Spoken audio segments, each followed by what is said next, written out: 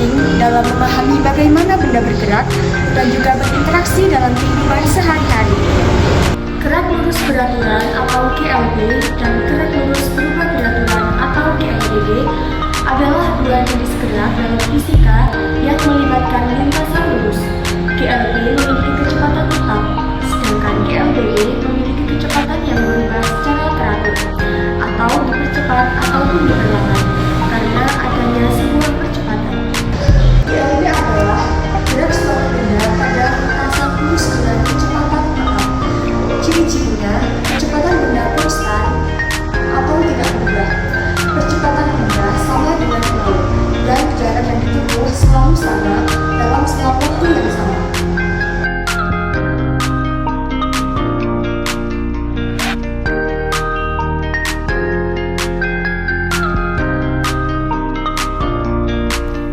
Rumus gerak lurus beraturan atau GLB. Yang pertama, ketika mencari kecepatan yaitu V sama dengan S per T.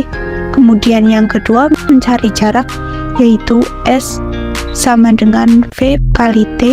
Kemudian mencari waktu yaitu T sama dengan S per V, di mana V adalah kecepatan dengan satuan meter per sekon, S adalah jarak dengan satuan meter, dan T adalah waktu dengan satuan sekon. GLBB adalah gerak suatu benda pada lintasan lurus dengan kecepatan yang berubah secara teratur, yaitu dipercepat ataupun diperlambat. Ciri-cirinya, kecepatan benda berubah secara teratur, yaitu dipercepat ataupun diperlambat. Percepatan benda konstan, yaitu tetap. Percepatan bisa positif, dipercepat ataupun negatif, diperlambat.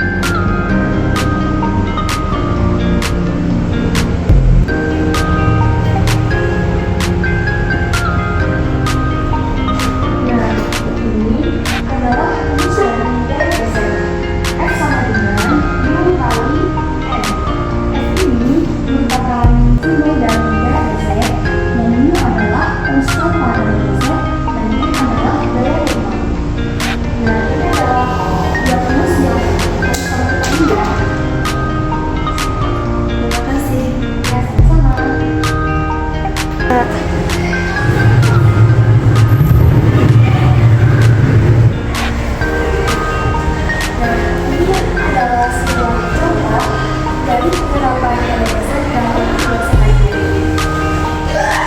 Nah, gaya gesek adalah gaya yang arahnya melawan benda atau arah kecenderungannya tidak bergerak. Gaya gesek muncul apabila dua buah benda bersinggungan. Benda-benda yang dimaksud di sini tidak harus berbentuk padat, melainkan dapat pula berbentuk cair dan juga dapat pula berbentuk gas. Gaya gesek antara dua buah benda padat misalnya adalah gaya gesek statis dan juga gaya gesek kinetis. Jadi loh, kamu tahu nggak sih ciri khas dari gaya gesek itu apa aja? Nggak tahu, emang apa aja? Aku kasih tahu ya. Nah, gaya gesek itu memiliki beberapa ciri khas. Yang pertama, gaya gesek adalah gaya sentuh yang muncul ketika dua permukaan bersebelahan. Terus ciri-ciri yang kedua yaitu arah gaya gesek selalu berlawanan dengan arah gerak benda. Nah, terus kalau ciri-ciri yang ketiga, gaya gesek dapat menghambat gerakan benda. Nah, terus kalau ciri-ciri yang keempat, besarnya gaya gesek itu dipengaruhi oleh kekerasan permukaan, berat benda, dan juga jenis permukaan. Seperti itu, kamu udah tahu sekarang? Ya, udah.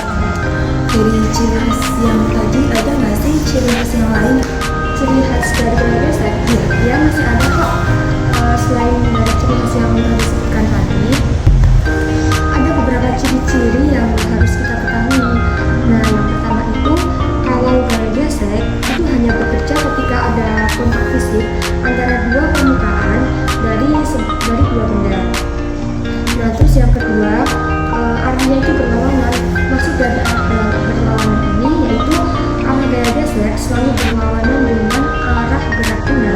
Misalnya jika kita tadi mendorong meja ke arah kanan, nah jadi gaya geseknya itu berlawanan dengan meja yang kita dorong, jadi gaya geseknya itu ke kiri gitu ya. Terus yang ketiga yaitu menghambat gerakan. Gaya gesek itu cenderung memperlambat atau menghentikan gerakan suatu benda.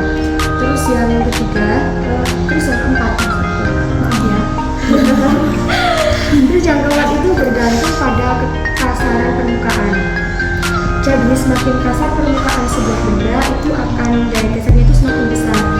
Sebaliknya jika sebuah benda itu permukaannya licin, maka gaya geseknya semakin kecil. Selanjutnya bergantung pada berat benda tersebut. Nah, semakin berat benda, semakin besar pula gaya gesek yang dihasilkan.